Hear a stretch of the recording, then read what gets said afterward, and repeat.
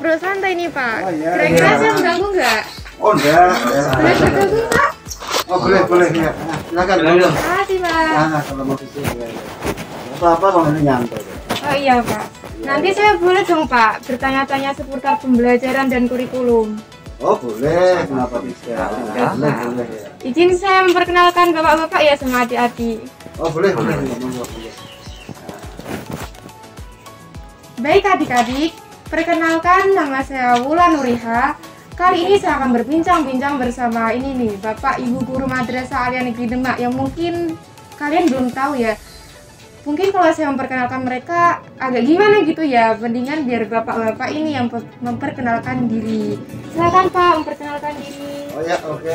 Terima kasih kesempatan yang diberikan kepada saya. Saya Wahyu Hidayat SPG MSI, kebetulan guru di Madrasah Aliyah Negeri Demak dan kebetulan juga sebagai kakak kurikulum di Madrasah Aliyah Negeri Demak. Dan alhamdulillah ini saya beralamat di Prapiak Barat RT 01 RW 12. Terima kasih. Mungkin bisa dilanjut Bang Faed ya, monggo. Saya Mu Faed nanti dalam keseharian selanjutnya kalau kalian ke kelas IPS nanti akan ketemu dengan saya pada mata pelajaran ekonomi. Nah, kebetulan untuk tahun ini kita satu tim di tim kurikulum untuk mengatur semua sirkulasi dalam proses pembelajaran. Saya sendiri alamatnya di Tempuran,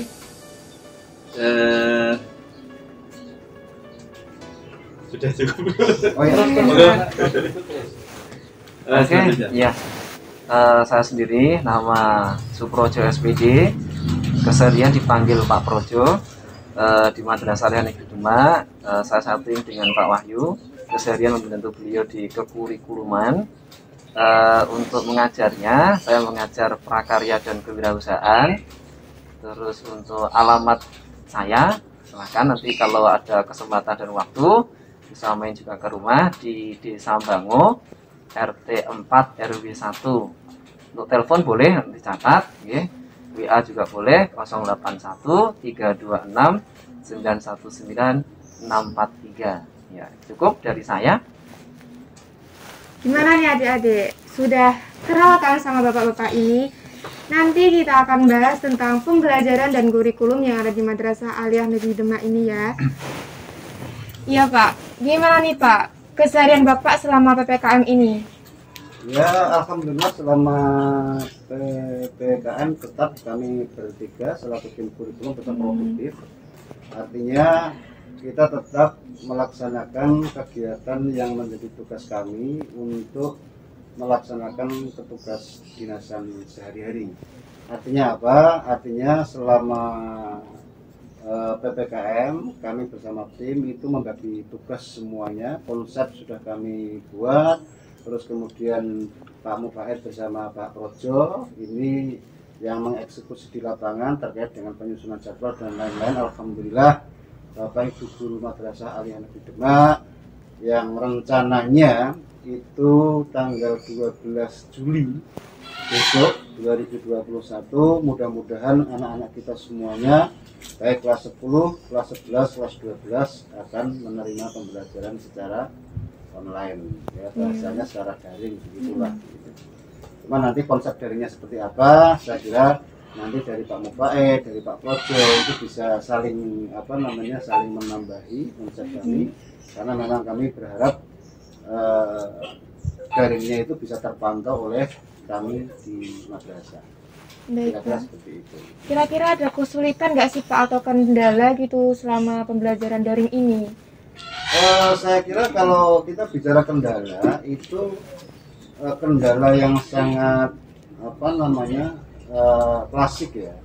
Artinya sangat klasik itu mungkin kendala yang ada di lapangan bukan dari Bapak dan Ibu guru, akan tetapi dari para peserta didik itu terkait dengan jangkauan kuota atau jangkauan internet yang tidak sampai di peserta didik. Ya, contohnya saya kan aslinya di Klite. di Klitih sana itu tidak ada jaringan internet. Ya, betul sama Pak, sekali. kayak Ya, saya susah, harusnya gitu. itu kayak pasang wifi gitu. Nah coba, mungkin Dari barangkali Pak Mufaid mungkin Klitih. punya pandangan ya, atau Pak Projo. Kami persilakan Pak Faid. Iya. Ya. Selama masa pandemi ini sekolah itu belum boleh masuk secara tatap muka, tapi sekolah harus tetap berjalan. Iya. Artinya harus tetap melakukan pembelajaran. Pembelajaran itu kegiatan interaksi antara guru dengan siswa, tetapi dengan cara online atau on the air, atau tidak ketemu tapi tetap melaksanakan pembelajaran. Nah, nanti media yang akan kita lakukan, yang akan kita gunakan dari Kemenak sendiri, dari madrasah sendiri, itu ada namanya e-learning Kemenak. Nah, nanti kita usahakan pakai itu, diusahakan optimalkan memakai aplikasi e-learning Kemenak. Nah, memang dari dulu-dulu masalahnya memang pada jaringan, karena kita tahu bahwa siswa Mandemak itu tersebar dari seluruh wilayah Demak ini dan sekitarnya, dan ada yang dari luar daerah Demak atau luar Pulau Jawa malah, walaupun juga dulu aslinya tinggal di Demak, tapi orang tuanya merantau di luar Jawa. Nah, kendalanya pada jaringan internet. Nah, kalau masalah itu memang masalah klasik yang sulit diatasi, tetapi bagaimanapun kita harus tetap melakukan pembelajaran agar selama masa pandemi ini ya tetap belajar. Baik Pak, terus berapa sih Pak nilai KKM yang harus dijangkau gitu, apa yang digapai yang buat dipakai oleh siswa? anak-anak gitu ya? Iya. KKM yang tahun ini setelah disepakati oleh Bapak dan Ibu Guru berdasarkan MGMP di masing-masing guru mata pelajaran, itu disepakati sama per jenjang. Jadi karena mestinya kan kalau kita bicara KKM mestinya kan per mata pelajaran, karena persepsi orang tua itu nanti jika ada perbedaan maka tentu predikat yang dicapai oleh anak kan berbeda. Nah, perbedaan itu memunculkan image pada orang tua itu tidak pas, karena pemahaman orang tua terhadap predikat itu juga berbeda-beda. Maka kemudian madrasah mengambil KKM tingkat sekolah atau tingkat madrasah. Gitu. Nah, tingkat madrasah itu kami kemarin koordinasi dengan guru mata pelajaran disepakati kelas 10 75, kalau kelas 11 itu 76, kemudian kalau kelas 12 itu adalah 78. Begitu. Jadi kalau nilai di bawah KKM remedi ya Pak ya? Ya, monggo satu Oh iya. Dalam pembelajaran itu kan kita ada namanya remedial dan pengayaan. Jadi untuk peserta didik dengan nilai yang di bawah KKM, maka Bapak Ibu Guru akan memperlakukan sistem remedial atau pengulangan. Sedangkan yang telah melampaui KKM, maka akan dilakukan proses namanya pengayaan. Sehingga peserta didik yang tertinggal tetap akan mendapatkan pelayanan, yang sudah melampaui KKM juga mendapatkan pelayanan juga. Terus gini Pak, biasanya itu orang-orang ya ada daripada serius sambilan aja nggak apa-apa. Iya Pak, makasih Pak. Iya. Sambilan aja ini Iya, ada Pak. ada jeruk, ada Bukan ya, Pak, ya? Kalau nggak apa-apa gitu aja. Nah, ini kan memang juga kan tidak untuk Nanti malah nggak renyah Pak. Bapak. Ya, silakan. Ya.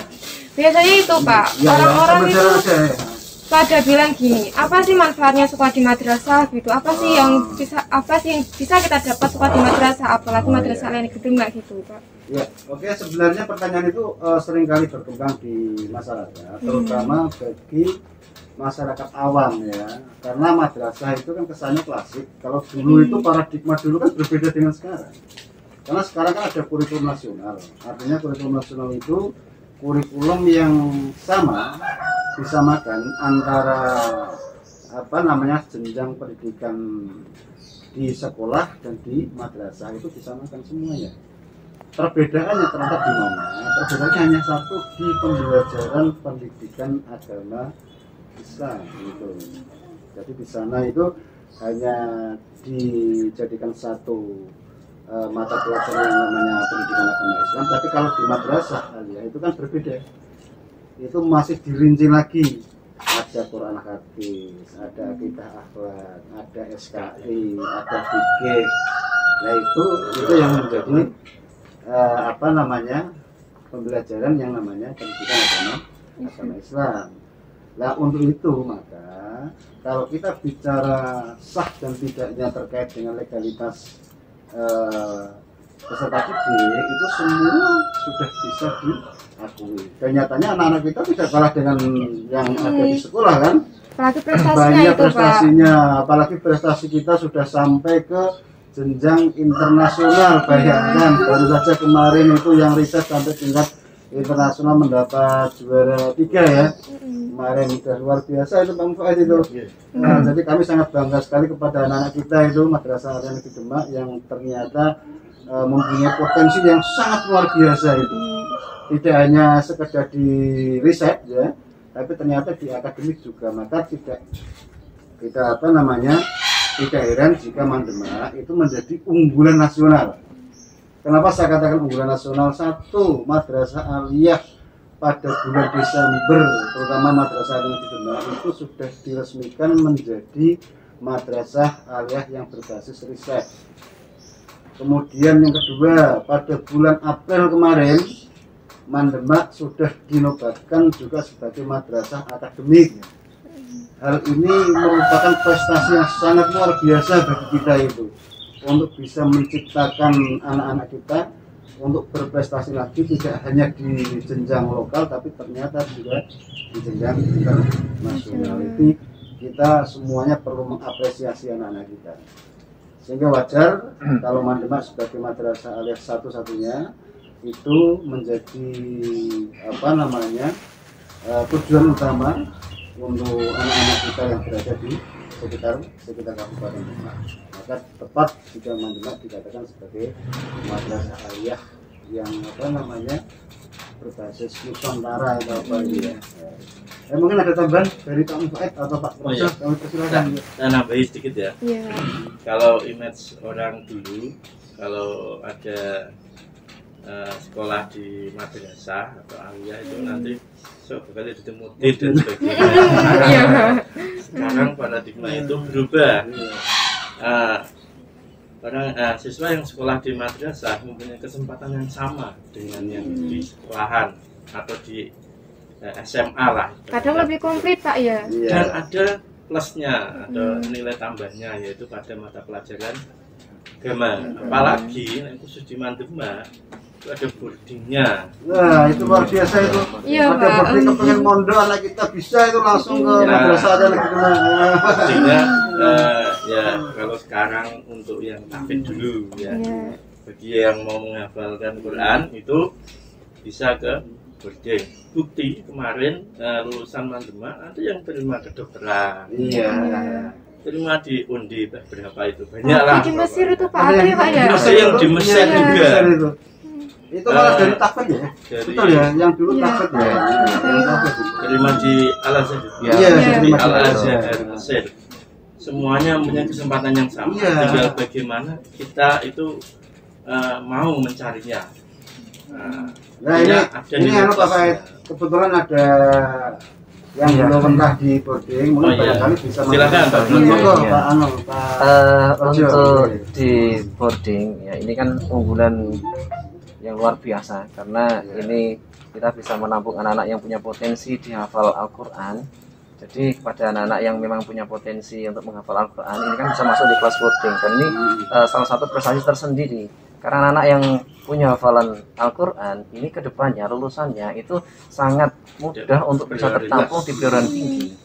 Sebagai contoh kemarin yang terterima di Kairo itu salah satu anak kita yang sudah punya hafalan 15 juz. Nah ini kan salah satu prestasi tersendiri dan itu sangat menunjang sekali untuk melanjutkan di perguruan tinggi. Nah untuk anak-anak diadikku, untuk anak-anak ini sangat luar biasa. Silahkan yang punya potensi untuk menghafal Al-Quran bisa bergabung di kelas tahfidz tersebut. Seperti itu. Baik Pak. Terus gini Pak, kadang tuh juga banyak tuh Pak pertanyaan itu apa siswa-siswa Demak juga dan adik-adik, kenapa sih kok Mandarin padahal sekolah-sekolah lain kan ada yang masuk gitu Pak? Nah itu gimana Pak? Nah, ini pertanyaan yang bagus karena prinsip kami Madrasah Aliyah Negeri adalah madrasah aliyah negeri. Bahasa negeri itu berarti miliknya negara kan begitu ya. Karena miliknya negara. Nah, ketika miliknya negara, maka tentu kita tidak lepas dengan aturan negara. Jadi kalau kita bicara aturan negara ternyata menghendaki negara itu belum mengizinkan untuk pembelajaran tatap muka, ya tentu kita masih tetap menggunakan bahasa daring itu yang kita pakai. Kecuali pemerintah pernah memberi kesempatan kepada Mandemak untuk melaksanakan pembelajaran uji coba tatap muka, bahkan simulasi. Pak. Jadi simulasi itu pernah dilakukan pada bulan September tahun 2020. Terus kemudian uji coba pembelajaran tatap muka itu pada bulan April, pada bulan Mei itu sudah dilakukan di Madrasah Aliyah Negeri Demak, dan alhamdulillah dari 2 PTM itu ternyata antusiasnya Bapak Ibu guru dan siswa ternyata juga sangat luar biasa. Dan alhamdulillah juga pada saat pelaksanaan itu tidak ada kasus di lapangan. Artinya apa? Artinya semua komponen madrasah baik dari sisi kebersihan, sarana prasarana CTM dan lain-lain itu termasuk Bapak Ibu guru itu sangat mengapresiasi dan mendukung semua kegiatan itu sehingga pembelajaran bisa sesuai target yang Pak. Terus itu Pak, di kurikulum Madrasah Aliyah Negeri Demak kan ada yang namanya pengembangan diri kan. Nah, lalu gimana sih Pak caranya mengembangkan diri dan apa yang dimaksud dengan pengembangan diri yang ada di Mandemak? Jadi konsepnya sederhana. Perlu kita kenalkan dulu sebenarnya ini sebelum ke pengembangan diri. Karena pada prinsipnya kurikulum atau struktur kurikulum yang ada di madrasah dengan yang ada di MTS itu kan berbeda jumlahnya ya. Itu perlu diketahui dulu. Karena kalau tidak diketahui nanti akan kabur nanti Pak Projo itu. Akan kabur itu Mbak ya. Artinya begini, Mandemak itu sebagai madrasah aliyah yang jenjang pendidikannya sudah SLTA, sekolah lanjutan tingkat atas, bukan SMA loh ya. SLTA, nah, itu jenjangnya. Nah, mau tidak mau kreditnya dalam 1 minggu itu harus diketahui oleh peserta didik juga.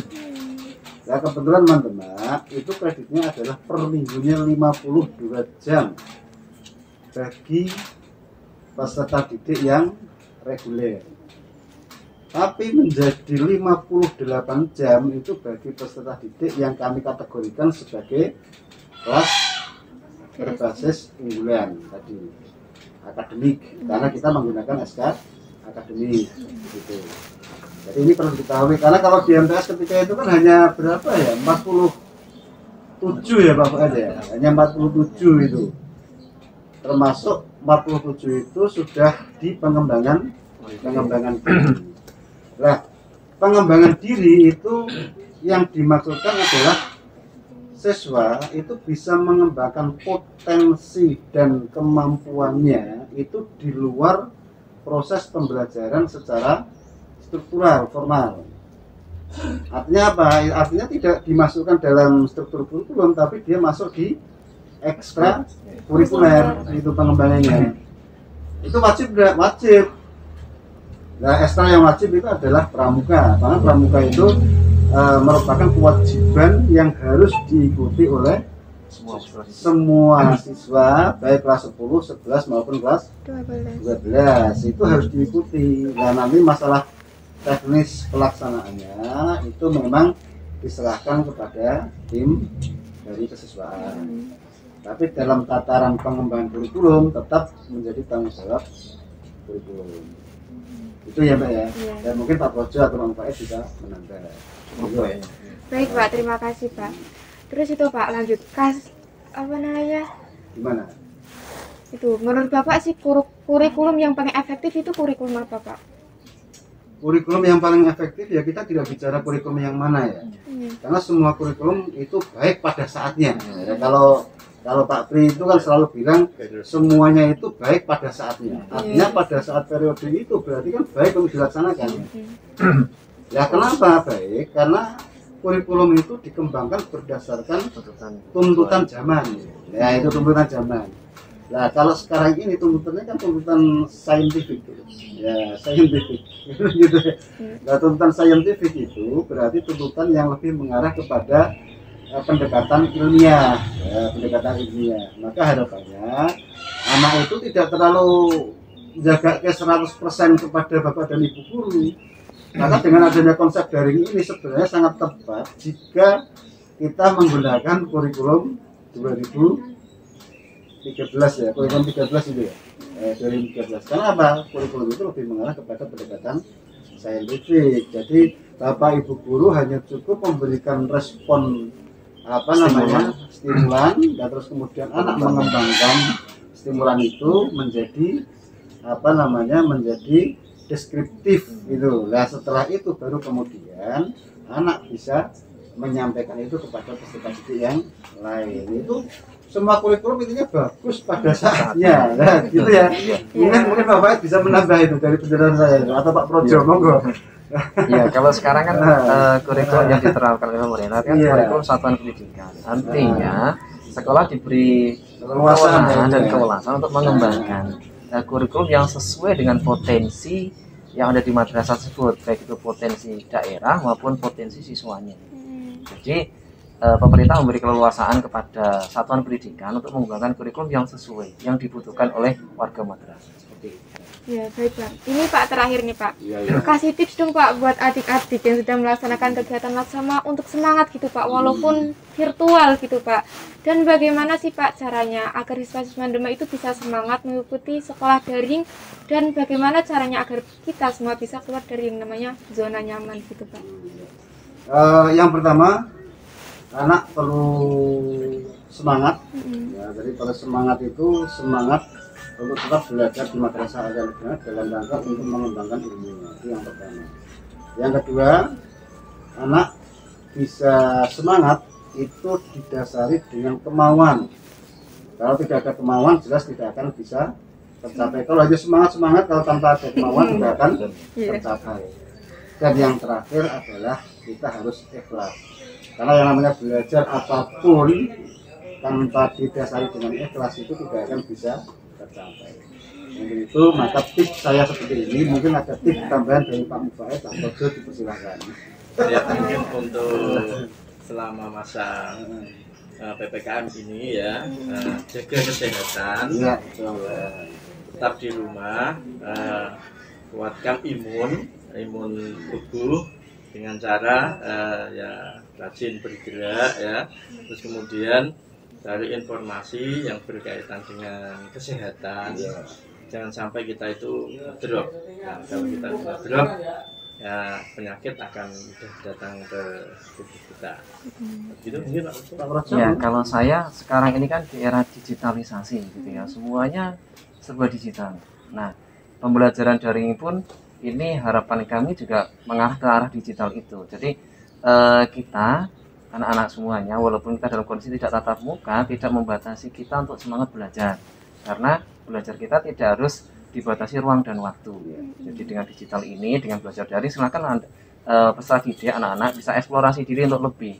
Kita bisa diskusi, juga tidak dibatasi lewat ruang dan waktu, silahkan gitu. Jadi berharap anak-anak semuanya untuk semangat tadi, untuk memanfaatkan era digital ini untuk mengembangkan diri untuk lebih. Itu kira-kira dari saya.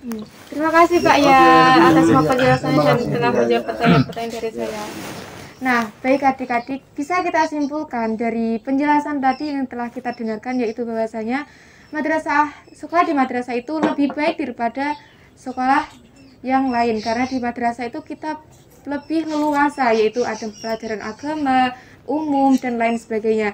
Madrasah Alia Negeri Demak pun sudah terbukti gitu kan ya, terbaik. Ada yang tadi lulusan lulus MA langsung ke Kairo, mendapatkan beasiswa dan banyak lain sebagainya.